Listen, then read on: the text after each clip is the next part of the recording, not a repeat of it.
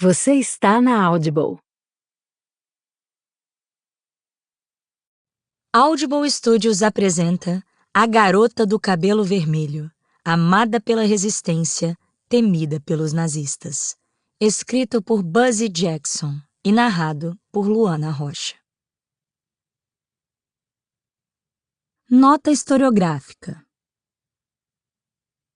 Em 10 de maio de 1940, a Alemanha nazista invadiu os Países Baixos, destruindo boa parte da cidade histórica de Roterdã durante a Blitzkrieg e tomou o poder 5 dias depois. O austríaco Arthur Seyss-Inquart, fanático antissemita que havia se aliado a Adolf Hitler na época da anexação da Áustria e da Noite dos Cristais, em 1938, foi então nomeado Reichskommissar, comissário do Reich, dos Países Baixos, dando início ao terror que aconteceria ali. Anne Frank é a vítima mais famosa do Holocausto holandês. Histórias como a dela, resistência, esconderijos, traição, assassinato, não eram raras. Mais judeus foram mortos nos Países Baixos do que em qualquer outro país europeu ocupado pelos nazistas. Estima-se que 75% deles, cerca de 102 mil indivíduos, não sobreviveram à guerra. Para explicar esses números, sobreviventes e historiadores argumentam que a geografia plana e densamente populosa da região oferecia poucos lugares onde se esconder. Não havia vastas florestas ou cadeias de montanhas nas quais alguém pudesse desaparecer. Outro fator pode ter sido a implementação relativamente lenta de medidas antissemitas pelos nazistas no país, o que atrasou a criação do movimento de resistência. Ainda assim, os Países Baixos foram também palco do notável movimento grevista de fevereiro de 1941, o primeiro e único protesto em massa conduzido por não-judeus contra as políticas antissemitas nazistas na Europa. Organizados pelo Partido Comunista Holandês, cerca de 300 mil cidadãos holandeses embarcaram numa gigantesca greve geral nacional e fizeram manifestações ao longo de 3 dias, até sofrerem uma violenta desmobilização por parte dos invasores nazistas e dezenas de organizadores serem assassinados.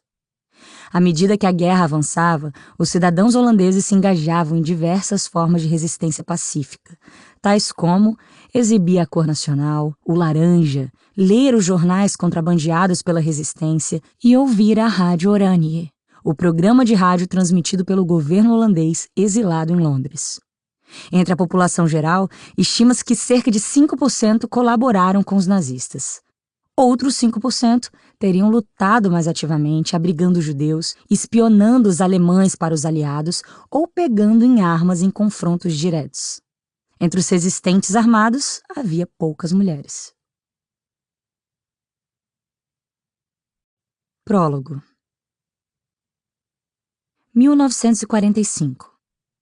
Casa de detenção de Amstelveense, Amsterdã. Uma pessoa pode passar a vida inteira esbarrando no destino sem se dar conta, mas as prisões são feitas para serem discretas. A casa de detenção de Amstelveense ocupa um quarteirão inteiro e foi talhada em pedra rústica cinzenta, como se tivesse sido construída para abrigar um faraó. Devo ter passado por esse prédio milhares de vezes a caminho da universidade.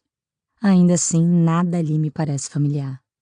À medida que sou conduzida rumo ao pátio central, o ar resfria e a acústica se torna mais aguçada. Sussurros ecoam por entre as altíssimas barras de aço. Se há homens aqui, não os vejo. Mas há mulheres de todas as idades, de adolescentes magricelas a senhoras, reunidas em duplas ou trios no interior das celas, conversando, rezando ou tentando dormir. Algumas cabeças se erguem quando eu passo, e sinto os olhares às minhas costas. É nesse momento que os murmúrios começam. Os guardas que me conduzem cravam mais fundo os dedos em meus braços, feito garras. Mar! Diz o guarda. Siga em frente. Nós seguimos, mas os sussurros se esgueiram feito um nevoeiro que se aproxima, espalhando-se depressa e invadindo as centenas de células minúsculas e frias empilhadas pelos 4 andares. A cada passo, o som se torna mais forte, mais espesso, mais alto. Ouço o farfalhar das mulheres que se aproximam das barras das celas para observar. Ouço o clangor de uma porta sendo sacudida, metal contra metal. Alguma coisa está se avolumando. Sempre fui filha única. Pousado na velha pia descascada diante de mim, o pássaro de prata aguarda, congelado em pleno voo. Com as asas esticadas e a cauda aberta numa espiral galante, ele tem a silhueta de um avião bombardeiro. É um pardal. Eu o usei na última vez em que fui a um concerto, meses atrás. O broche pertencia a Anne, obviamente.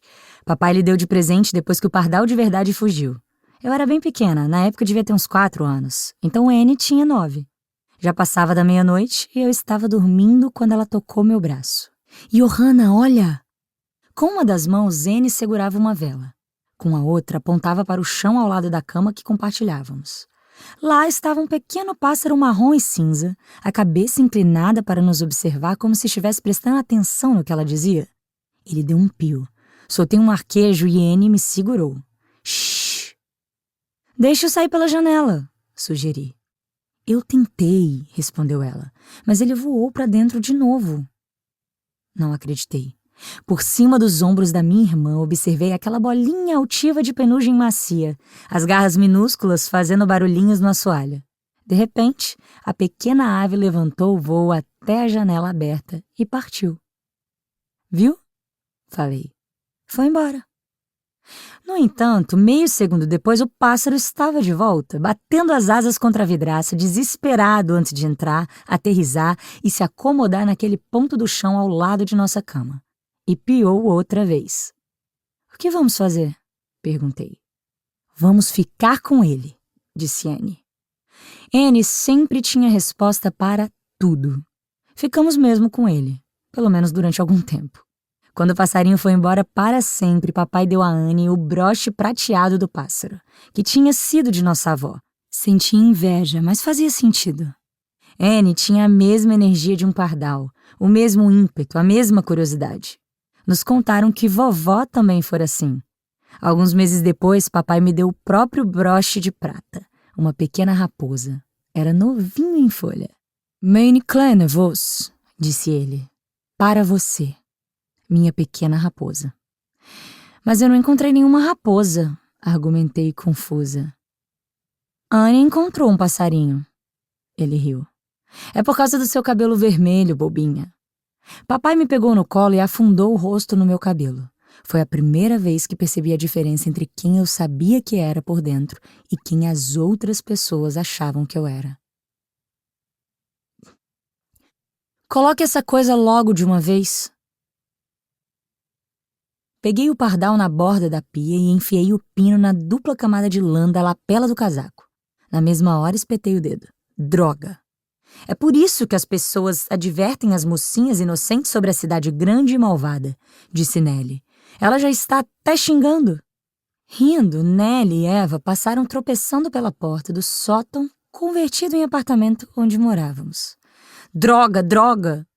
Tentei tirar o broche com o dedo sangrando e manchei o tecido de lã bege. Enfiei a gola do casaco embaixo da torneira. Deixe-me ajudar, falou Eva, a mãezona do grupo.